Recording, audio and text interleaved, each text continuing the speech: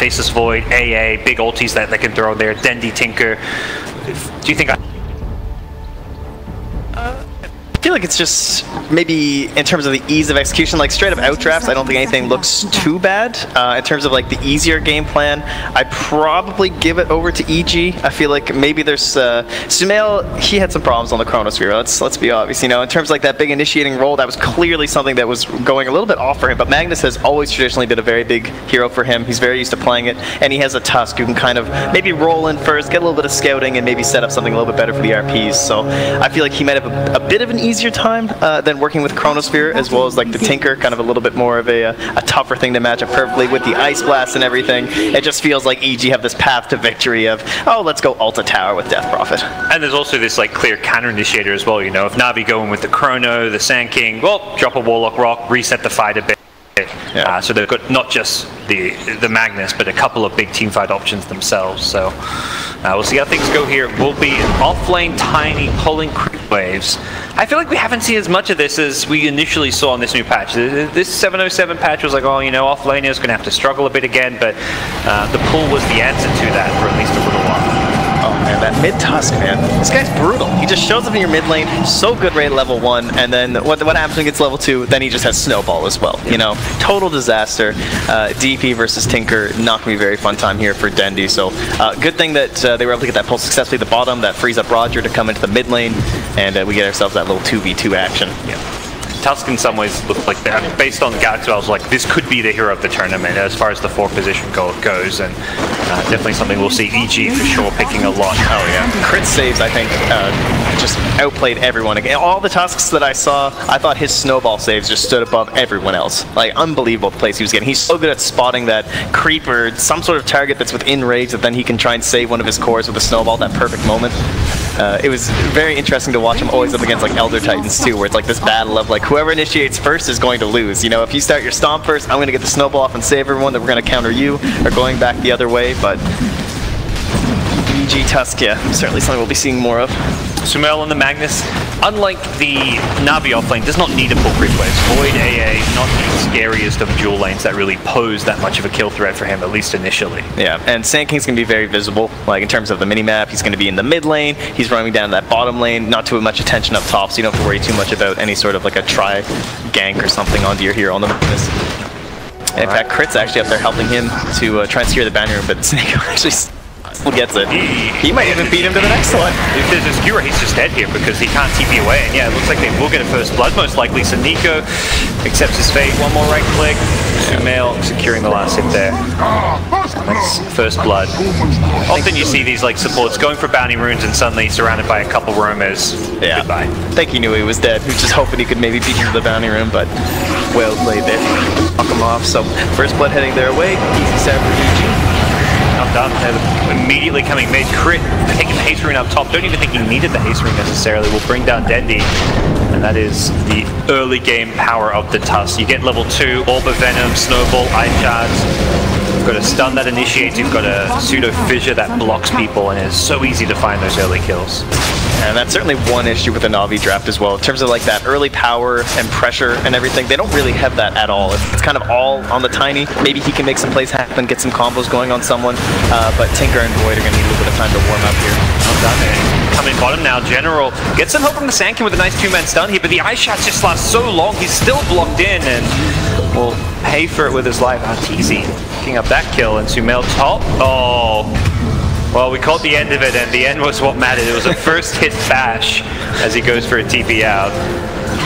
Well, not going to be too happy about that one. He's been doing fairly well up there, though. Actually, only 4 last hits. I thought maybe he did a little bit more.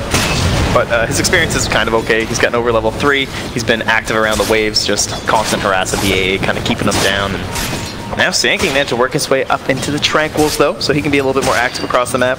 Perhaps surprising someone in either that bottom or mid lane. Crit again getting active definitely feels like the player to watch here, as he's been all over the map. Top lane first blood, kill on mid, then a kill on bottom. Now he's back mid. Well, get scouted by Roger. This feels like the most important thing for Roger right now is try and track the Tusk around the map. You're not going to necessarily kill him, but stop him getting runes. Take this invis. Last time he got a haste, he found a kill on mid. And also just keep Dendi protected by giving him the information that he needs about the Tusk's whereabouts. And it's hard to find a forward that can kind of match Tusk in that sense too. You know, a lot of teams were going towards Clockwork as someone who can kind of like 1v1 him or something, but then Tusk can always just like snowball and dodge so much of the damage from the battery saw, and it never really feels like you can just kill this guy. He just kind of roams around and you hope to just kind of drive him back into the woods or something away from your more important cores. Back in the mid lane, Roger with this Invis still lingering. Just thinking about the kill, but unfortunately, Death Prophet, one of those much harder to kill than most heroes. Sneaker showing up. They're going to get the cold feet into a Fire Strike, but he's already got one Spirit Knife now. Will he get another? And it looks like he should be okay here with the Tusk coming in. He's going to get the Snowball. Still on the run though. Fear may need to get some additional body block, but there it is. Crit with the Ice Shards on 2. Turned around perfectly. Crit. 1 or 2 more right clicks will finish him off, but he's done his job. He got a kill for Fear and turned around that gank. He almost got out of there alive too. What a hero. Tusk indeed on top of everything. Jeez. Ice Shots just covers so much area, especially in that the mid lane. Yeah. Like the mid is just, it's so much better there compared to everywhere else. You're not walking through or past up your ramp in the mid lane. It feels like, you know, that entire mid ramp should be blocked, but all of a sudden, you know, that ice gets in the way and you're just stuck there. Yeah, and there's a reason his game is going so well too. I mean, you look at Misery, he has a clarity. That is Misery's entire item pool at the current moment, so it's always good when you have someone on your team who's helping you out like that. Misery will maybe place the greed later on with his custom Misery Midas, but going to get there first. Snowball back, very defensive, reactionary play. Could still be in some trouble as the Fire Strike comes through. Arteezy trying to help him out with the healing ward. Is it going to be enough? No, crit goes down to Arteezy. Needs to be careful being tossed into a Sankey. We need he gets the first hit crit. He was waiting for another Fire Strike. He will still get the kill there, but that was a toss into the Sand King. General just want to get him as far away from the tower as possible. Still a win for Navi, although unfortunately they do lose the just Sand King. Yeah, Saneko sniped that healing ward so fast. Like the moment it was within range. Not quite the big playmaking hero you maybe normally associate with Saneko being on the AA, but yeah, it's a bit weird. Necessary sometimes for the team. Came online as like when he first came to the scene, he was just that big player. He's like making everything happen across the map. He was kind of the roamer, but he's more, I guess you could say, like almost matured into that role of like the captain and everything, playing more of the 5s. So. Yeah. AA, at least you can get a couple of nice opportunities to make some plays with the Ice Blast or something, but for the most part, he's going to have to rely on Roger to set things up here. As General's one setting up bottom. Yeah, didn't get the Avalanche Sun as Arteezy. Got the Blade Fury off. Could be in trouble though, does not have a TP out because he TP'd back into this one. And with the Ice Vortex low, they set up a Fire Strike toss. He dies for a second time here. Some perhaps classic Navi early game aggression, but the rotations down bottom, leaving Void alone 1v1 top, but it's a hero that doesn't need much help. So if you're finding kills on the Arteezy Jug, you're pretty happy in Navi's shoes. Yeah, I think this is great for them. I mean, I would have thought Sumail would have caught up way more with how much space he's been given, considering how much these supports have rotated. He's only gotten like 8 or 9 CS in the past couple minutes where they've just been absent. Like, no one's been up here. Chrysla is just putting a beating on him, it looks like. He's got 3 points in the bash too, so he's just able to keep harassing him down. Yep. And if you get down to half health, he will just throw that Chronosphere, go for the solo kill. Very tough matchup. You can't harass, as you see, Shockwave, he immediately time walks it off. So definitely a tough matchup for him, and one support could be his death. There is an AA TPing in up top, and yeah, it goes for the Chronosphere into the Cold Feet here with the chilling touch damage. Sumail gets caught by the Cold Feet as he skewers, unfortunately. Very unfortunate for him as he is still trying to juke. Goes north here and actually has completely juked him out. The bash this time is not there. Sumail will escape. That's huge for him. That is so much time now where you can actually play in this lane. That's 2 full minutes. You know, you often hear like Moomiander talk about like forcing out things like that can just be a net benefit. You know, if the second that Chrono comes up, they just kill you. Oh well, at least now you can actually play around the wave and get some last hits, and you're going to earn more than you lost just from being killed that one time. But in this case, it gets used. He doesn't even die. So Sumail will be quite happy to rotate back up there. But actually, it looks like it's Arteezy who's there. So maybe they're going to try and make some sort of a play with the Omni Slash. Yeah, given bottom lane to Misery, so trying to get that level 6 on Warlock, although he may quickly become a target for these rotations.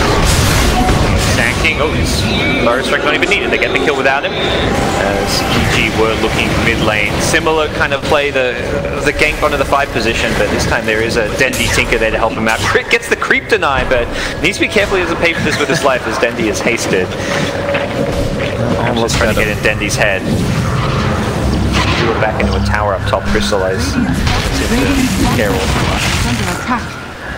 Yeah, got a few stacks waiting in the jungle there for Dendi as well on the northern part of the map, so he'll have a little bit to help him catch up.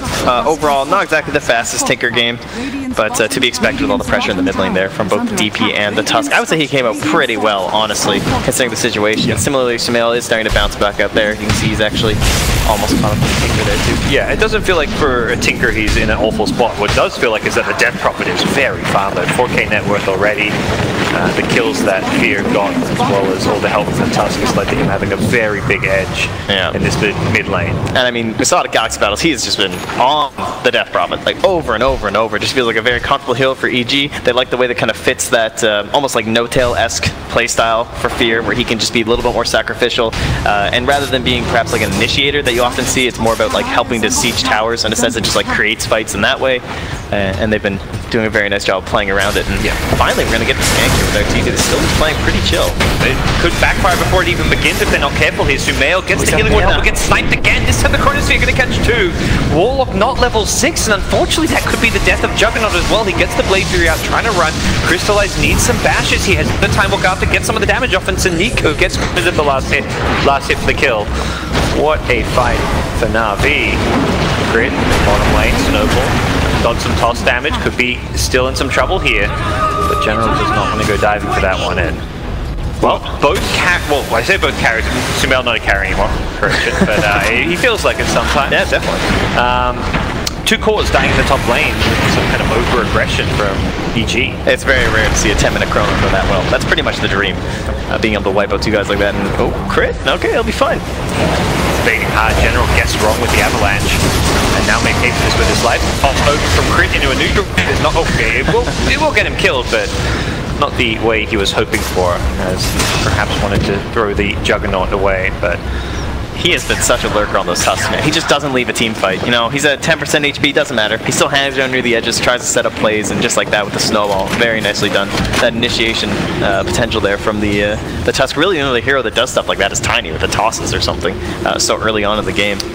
The best performing EG here right now is Fear's Death Prophet, and Navi, I believe, recognizing that eyes on the middle lane, looking to burst down Fear with the Sand King rotation. No epicenter available. The Fire Strike in the cold feet with an Ice Blast. That's perhaps the more important ultimate. Reverse damage preventing any Spirit Siphon action. Lose Roger on the retreat. He's ticking down low. He gets a Fire Strike out with the magic stick charges, and that should be enough to save his life. Still crit. Ticking. No, he's dead. Okay, did go down. The Fatal Bonds, and level 3 in the Shadow Word as well. The next Chronosphere going to come out soon, or actually an RP. I imagine that may be what Sumail was hoping for last time when they went diving behind that tower. No RPs expended as of yet. And we weren't sure when the Jug was picked, but it does indeed look like they have found a way to stop RTZ from picking up the Battle Fury. It is to Magnus, it'll be okay. He seems to be eyeing up that Manta style.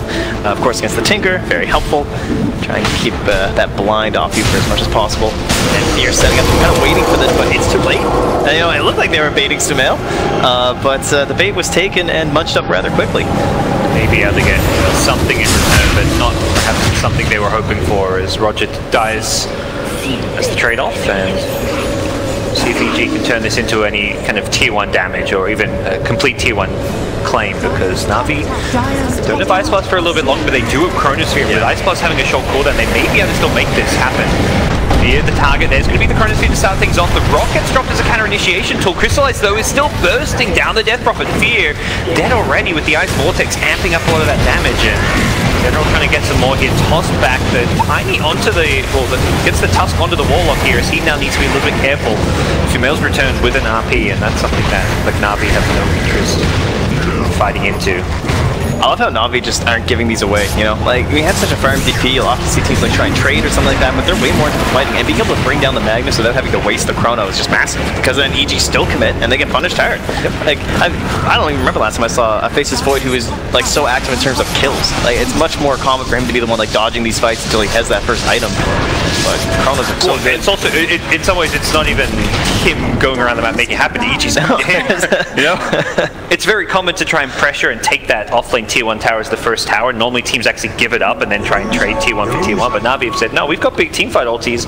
Our Void's already up there, he doesn't have to roam, he's just in position to begin with to make this happen. And with Dendy coming in with the mop and bucket for the cleanup, that means he's actually past Fear, despite that laning stage in terms of the net worth. Tides in turn for Dendy here, and to level 11, 800 gold towards his Blink Dagger.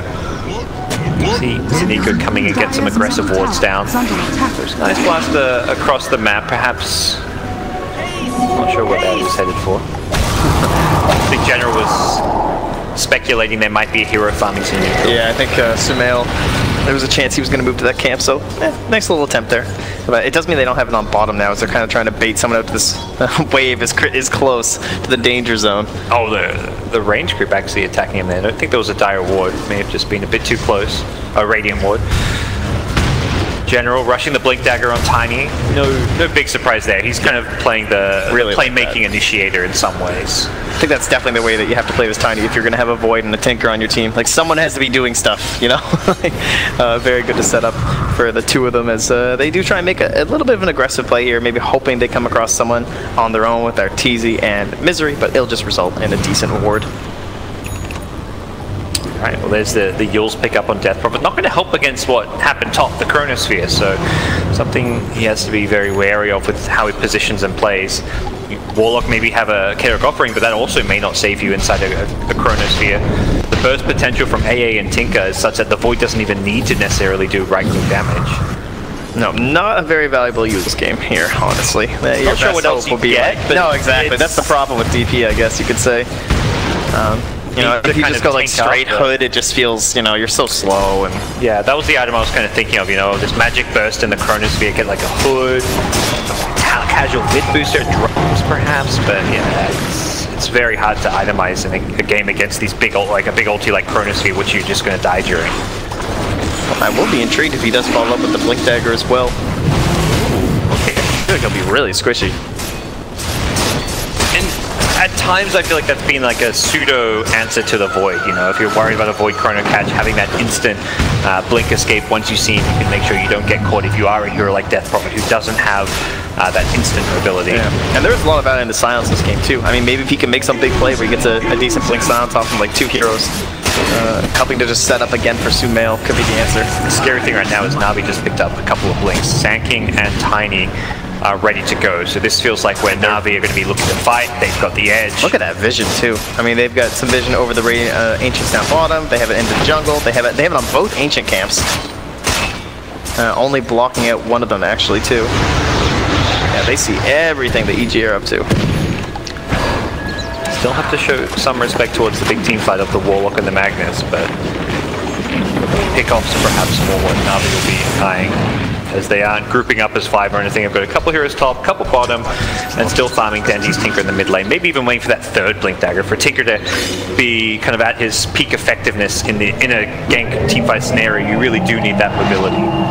Yeah, I would say it's EG who have kind of that pressure on them to maybe do something. Like, you just have this ultimate sitting there from DP. You kind of want to go and like throw it on a tower. They're the ones that kind of have that pressure. So if you just need to lean back for a couple items on the Navi, I'd say go for it. This wave down bottom has been pushed for like 10 minutes straight. They just cannot get this thing off the tower. Yeah, it's one of those things where if you try and have a hero push it out, they're so exposed down there, because Navi have been sitting around there. Oh, going for the Ancient is Arteezy. Gets caught by the Ice Blast and it's a shatter effect on him there. That ain't gonna do too much. Absolutely for a counterplay is EG, as they are gonna go snowballing forward, trying to get Sphere into it. Has a silence, the Chronosphere's there! Oh, this set up everything up perfectly! Oh, it's a disaster for EG. They get lined up, taken out. Crystallize even gets a time away, does end up dying still, but see if they can bring down Fear. Fear's already gotten one kill for himself, may find a second as General's dead as well. This Death Prophet, level 2 ultimate, proving to be a bit too much to deal with, and I don't think Roger wants to go in for round 3, as Fear has knocked out 2 Navi players already. What a Chronosphere coming out from the Void. I'm surprised that Eve did so much, but with the fact that they're down a little bit and the double core kills from the side Navi, so excellent cleanup from Fear. Definitely saved that one. That was... Snowball into a Chrono. I've seen a lot that Snowball has gone into. I don't know if I've ever seen a Void bait 3 people from a Snowball into a Chrono. It's definitely very much like the game plan for EG. You know, he waited to unleash that snowball until Fear got inside, perhaps hoping for a quick silence, but he just preemptively Coronas it, which was the perfect call from Crystallize. And there's the Blink Dagger as well here from Fear. So, yeah, BKB certainly going to help if he can manage to get that next, but it's a question like how much can he get done with just these 2 items? What can he really set up for? Just, again, it feels like it's that pressure on Sumail. But he finally has Blink. Okay, he just has to go first 6, so it's going to be time for him to actually get into this game, because it's not felt like it's been much of a factor. 1-4 and 0. Somebody needs to take Bulba off his keyboard. Sorry, Bulba, that was too far. Too far. Not allowed to bring up that Magnus game. We've deleted that from memory. Well, as it stands, Navi smoking up. These Blink Daggers could be the... Okay, quick Blade Fury dodge from Arteezy. Doesn't get caught by the Avalanche. They could still go for this one. The Fire Strike is available. You have to perhaps be wary that... both supports are mid too, so this is a little bit weird. Like, both EG supports are just not there. They do not want to find any engagement. I think if Navi had seen that sooner, had the vision in that area, they may have gone for that Blink Burrow Strike. No harm, no foul, as Navi will just use the time to farm and keep the lanes pushed out. This bottom tier 2 feels like it's going to inevitably die in the next like 5-10 minutes if it just keeps getting chipped at by creep waves.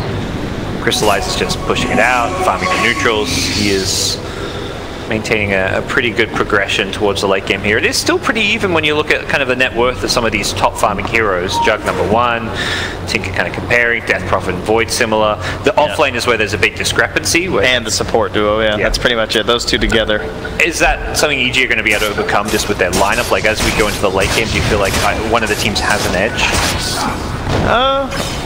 I guess probably Navi, just because of Tinker, assumedly. There's that pressure of trying to catch out the Tinker. Overall, it definitely makes it look like their split push is better. Jug doesn't have that free game, so he gets on top. First him down. Doesn't get the top actually onto Arteezy, so that he will survive. He didn't catch the creep with that and hit the Ice Blast and got the Ice Blast damage, may have been a kill. So as long as Void's not there, he can do that. So at least they do have that going for them, but Navi might like kind of start finding that target where they're always sending the Void after the Jug, and you can't just like freely split push all these lanes and everything. I would say I feel a little bit better about Navi's. Because they've been executing. I thought the early games would be way harder, but they caught up so fast even after that mid lane. It's a bit of an issue. Those consecutive kills bottom on TC's Jug and getting Tinker caught up in that. The Chrono's top. The bigger thing now is Chrono's bottom. As they go on the Jug, he had the Blade Fury, so he doesn't actually get hit by the Ice Blast damage. They're still looking for the kill here. Half key onto the Void. Can he get the time block off? He won't get the chance with the Omni Slash finishing him off. EG turned this one around. He is showing up with an Exorcism, so he almost had the Yules down here too. G. Win that fight, but only get a Void and commit a lot of ultimate. Similarly, though, Navi used a Chronosphere of their own, so I think you're still okay with it being, if you're in EG shoes, although you will probably be saying we didn't really need to commit that Exorcism because we got nothing from it.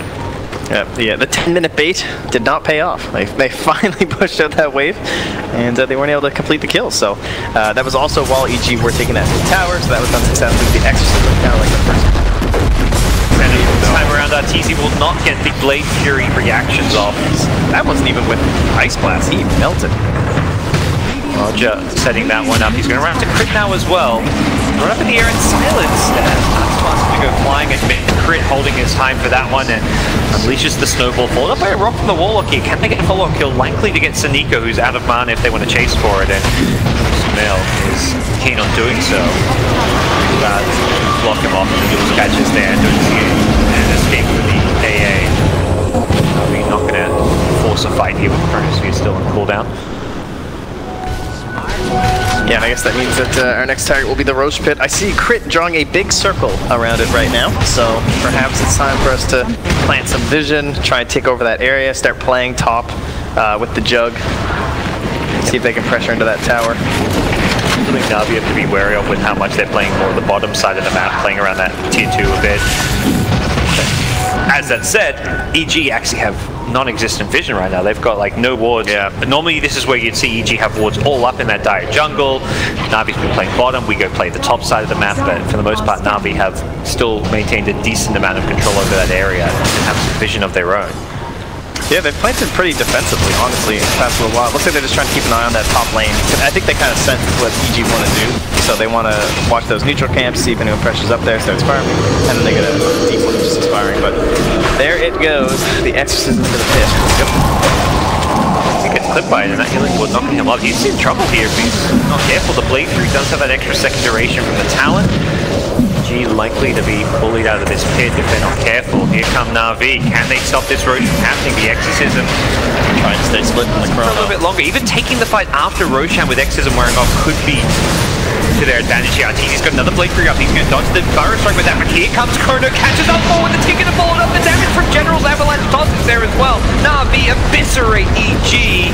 Epicenter just for the, well, he didn't need it, but he'll throw it out anyways. I think he didn't expect that fight to be as straightforward as it was. But when you've got Chronos like that crystallized, absolutely beautiful setup. Will complete the team wipe with Suniko's AA. Straight down the middle lane, Navi go. So if I look at that Roche, and what I want to do is EG, I'm expecting, you saw Misery's position. He's there putting the slowdown, and you're like, okay, he's there like for the ulti. Misery had no ult. And they fully commit in for that. Like, that's kind of brutal, you know? Yeah. They had like 50 seconds to go before it was going to be back, and they still try and go in. And again, without that vision that they couldn't really see what the Dark Heroes were up to. I can paint that as a pretty greedy play, I would say, for EG to attempt that. Definitely a Roche which was lost by a large factor due to vision. Even just having a sentry, if they see that Ice Blast coming in and dodge it, I think they can maybe go back in. Yeah, so it's easy, you know, full health, they dodge the Ice Blast damage. They had to get out of the pit, wait for Ice Blast to wear off. It was like a good 10-15 seconds where they weren't hitting Roche, and Navi used that time to come in. So a small thing like a sentry ward, even just having more observer vision, but Navi, the 5-man wipe, and things will reset a bit here. Shadowblade pick up on Tiny. He's now got another initiation tool. It's looking very good for Navi. Yeah, we had Misery did, as he said, go for his Midas. He was eyeing up the puck for quite a long time, but in the end, Fear decided to opt for the Hood. Now he's going to build another pipe, so that's going to allow Misery to go in towards his Midas and eventually Aghanim Scepter on the Warlock. See if we'll be enough to try and turn some of these engagements. This is, to me, becoming a bit of a trend with some of the EG games. We saw Galaxy Battles, and now this game here is that they'll give Fear a good start with these roaming tusks and stuff, but he very quickly becomes like position 3 in terms of farm priority. Like his Death Prophets have time and time again been kind of middle of the pack in terms of farm, and they'll prioritize Ortiz, of course, #1. This game around, Sumail not that farm because he's had such a bad game, but a lot of the other games it was like, we don't really care how much farm Fear has. Yeah, they're kind of keeping this whole like, Sumail has Tide or something. Like that's a hero that is so much stronger when he's able to be the top of the net worth, you know? Like that's how that offlaner wants to be played, even though he can't always get there. Whereas with the Magnus, this game had a poor start. He has to always kind of follow the Jug, so he's trying to like keep him empowered, which means that a lot of the camps around him are therefore gone, and he can't be this like independent. You know, you play Tide, you park on a lane, he's the one who would be stopping this non-stop push to the bottom lane, but they don't really have a hero that's able to do that. And so Sumail is more of a just kind of like a trailer that follows Jug everywhere. And it also feels like now's the time where EG were hoping they'd be able to utilize their big team fight, empower Jug, Mag IPs, multi, the ulti, but that Roche sent them back so much. Give Navi ages, gave them a big team fight, gave them this now very monumental gold lead, and things are definitely slipping away a bit for EG. Now EG have the vision over the Shrine, they already have the Sand King back, they have the AA back, and that might be enough to force back EG. Another decisive engagement here, and we are still with an Aegis on the side of Navi, so a little bit risky here from EG, but they're still hanging around. Like, you've committed so much vision, you want something here. That's what we often see from teams. You put down 2-3 wards, even in a small area. This idea of go Epicenter Fire Strike in, they're going to go in, try and burst down the Jug with the Snowball save. The blink in from Tusk gets Ortiz out of there. Now the Skewer back from Sumail, knocking something up for the Cronus here, still catching 2 as they'll burst down the wall. It looks like the Jug could be next. The Magnus goes down. Jug using the Omniside, buying himself some time here, has got a Spirit Vessel on which he'll mantle off and go post down. Fear now going to use himself up in X's and trying to do what damage he can, but he's completely alone other than the Tusk, who will help Sepakill and the Sand King, but they'll pay for this regardless. 5 down, only a Sand King kill. Navi's teamfight just completely outclassing and really outplaying EG right now. Man, you would think that those were dire wards, honestly. Like, Crystallize has been so good on this Void, finding these Chronospheres, kind of waiting for that perfect moment. And if you don't have that, like, Warlock Golem ready for that big response or something like that, it's thrown off for a different reason, there's just nothing they can do. He is absolutely destroying them. Like, as I said, with that save, too, that was used from the Tusk without being available. Very difficult game. Just very well played by Navi, honestly. Void is perhaps one of those answers to the Tusk, which has become so popular as a 4 position. Yeah. Like one of the second most picked hero or something on this patch right now. Navi showing they're not afraid of it. As they take the first lane of Rax in mid, swing themselves bottom lane, and at this point EG well and truly on the back foot. They've still got RP, the main big ultimate they have for this fight. Then he's got sight as well, but now it'll just be the Aggregator. Crystallize there's the RP on 2. Back catches only General. Crystallize can actually go time walking in with the Aegis. He's not afraid of anything right now. May need to get this healing ward, but doesn't look like that's even the case. They bring down RTC and Sumail through it as they fall back for the tier 3 tower. Can't look to finish off this second lane of Rax. And at that point, EG will be well and truly in a desperate do-or-die position, possibly even GG territory. This is starting to feel somewhat unwinnable for the boys in blue. Yeah, I will say, you know, best one, you still have the tier 2 top, so at the very least you can still play it out. You have Empowered Jug, you can keep the waves back, but more than likely. It's one of those scenarios where, yeah, it's a winnable position. Perhaps if Navi's late game itself wasn't also as good as it is. It's true, it is quite fantastic. You could definitely keep these lanes pushed out and deal with it with the Empower, with the Jug and all that, but we'll see Navi systematically go through some shrines now, fall back, probably try and take this tier 2 at least. I don't think they have any rush to go for the high ground right now. They just got a huge influx of gold. You take 2 lanes of Rack in a couple fights, there's probably several heroes who have cash to spend and want to do so. Yeah, Tiny, hard to harass. Like, okay, hello. There's an item that doesn't make a career. The Avalanche will not catch it onto the snowballing tusk. The FP center from saying can just be used for a simple. Why the hell not? Chronosphere going in. Crystallize, please. And it catches 3 as Crystallize is just unstoppable.